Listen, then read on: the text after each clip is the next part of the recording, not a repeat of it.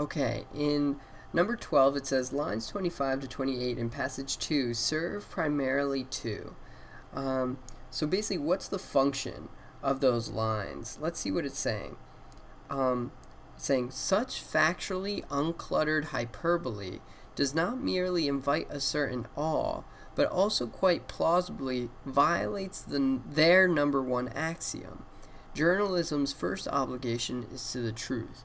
So let's recap what passage 2 is talking about. Passage 2 is saying journalism is just fine right now. Then he goes on to say there are these critics that would say that journalism isn't fine, right? And basically what they're saying is wrong, right? Those critics don't know what they're talking about because journalism is just fine. And then he's saying that in those critics' books, right, it says unless a certain theory of news is adhered to, the United States might be annihilated. So those critics are even using really strong language to say we need to fix journalism or the United States will be annihilated. That's very, very strong, right?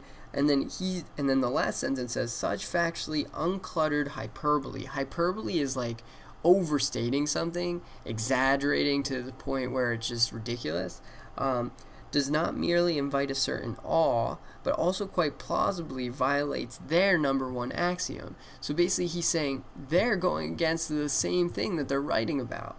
Journalism's first obligation is to the truth. So he's saying by making statements like the United States will be annihilated, right? These guys are basically lying, right? And that's violating exactly, it's being hypocritical because they're saying we need to come back to these core values of truth and honesty, and then they're making up these huge statements, right, that are not truthful, right? So I'm looking for one that basically says these guys are contradicting themselves. They're being hypocritical, right? They're saying not to lie, but then they're lying themselves. So let's look at A. Assuage the concerns of the reader. Assuage means to comfort or soothe. I don't really think so, right? I don't think that this is meant to kind of soothe the reader. I think what he wants to do is point out the hypocriticalness, the contradiction that these critics are doing by basically making such crazy statements. So B, speculate about an outcome. I don't think speculate means to think about what might happen.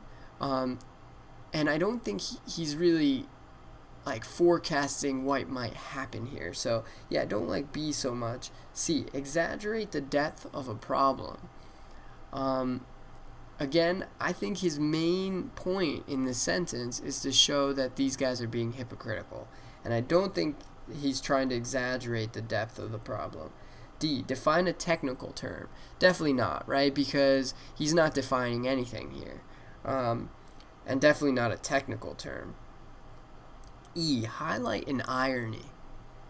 I like this, right? Because an irony, is someone doing the opposite of what you expect them to do, right? And that's very similar to being hypocritical, right? It's saying that we need to be honest and moral while themselves not being completely honest and moral. That's ironic, right? So I definitely like E.